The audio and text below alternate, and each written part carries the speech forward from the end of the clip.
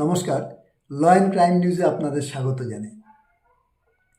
আজকে একটি নতুন অভিজ্ঞতা হলো। এক যুবক এসেছিল আমার কাছে লিগ্যাল অ্যাডভাইস নেওয়ার জন্য। তার বিষয়বস্তু হলো, আমি তার নাম প্রকাশ করছি না, তার বিষয়বস্তু হলো সে একটা প্রাপ্তবয়স্ক মেয়েকে ভালোবাসে। দীর্ঘদিন ধরে তাদের মধ্যে সম্পর্ক এবং একাধিকবার তাদের মধ্যে সহবাস হয়েছে।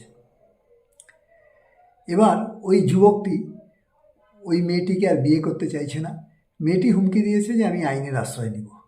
তো সেই ভয়েই মূলত এসেছিল আমার কাছে লিগ্যাল অ্যাডভাইস নেওয়ার জন্য। কারণ সেই যুবকটি কারোর কাছে শুনেছিল যে দুজন প্রাপ্তবয়স্ক মহিলা এবং পুরুষের মধ্যে যদি সহবাস হয় এবং তাদের কনসেন্ট যদি থাকে তাহলে তাদের বিরুদ্ধে মামলা হবে না, এটা তারা শুনেছিল। আমি বললাম যে ওই সমস্ত চিন্তাভাবনাগুলো বাদ দিয়ে আসল জায়গাটা আমি আপনাকে বলে দিচ্ছি। 1 জুলাই 2024 সালে নতুন আইন কার্যকরী হয়েছে, যার নাম হলো বিএনএস, মানে ভারতীয় ন্যায় সংহিতা, যেটা আগে ইন্ডিয়ান পেনাল কোড ছিল। তো এই ভারতীয় ন্যায় সংহিতায় একটি নতুন ধারা সংযোজিত হয়েছে, সেকশন 69। এই 69-এ স্পষ্টভাবে বলা আছে যে যদি কোনো পুরুষ কোনো মহিলাকে ফুসলিয়ে বা বিয়ের প্রতিশ্রুতি দিয়ে সহবাস করে তাহলে তার বিরুদ্ধে এই 69 বিএনএস ধারা অনুযায়ী মামলা হবে। শুধু তাই নয়, যদি প্রমাণিত হয়ে যায় তাহলে 10 বছর পর্যন্ত সাজা হতে পারে এবং অবশ্যই নন বেলেবল সেকশন।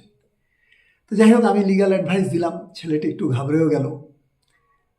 তো বললাম যদি মহিলা আইনের আশ্রয় নেয় তাহলে সেকশন 69 ধারায় তোমার বিরুদ্ধে মামলা হবে।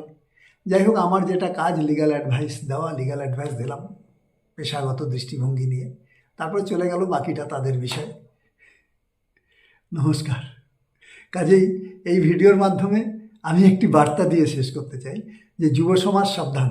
প্রেম করুন, কিন্তু সাবধানতা অবলম্বন করুন। প্রেমে বিয়ের প্রতিশ্রুতি দিয়ে সহবাস করবেন আর ভাববেন মামলা হবে না, এটা কিন্তু সম্ভব নয়। এই নতুন আইনের সেকশন 69 বিএনএস অনুযায়ী আপনার বিরুদ্ধে মামলা হবে। কাজেই সাবধান। নমস্কার।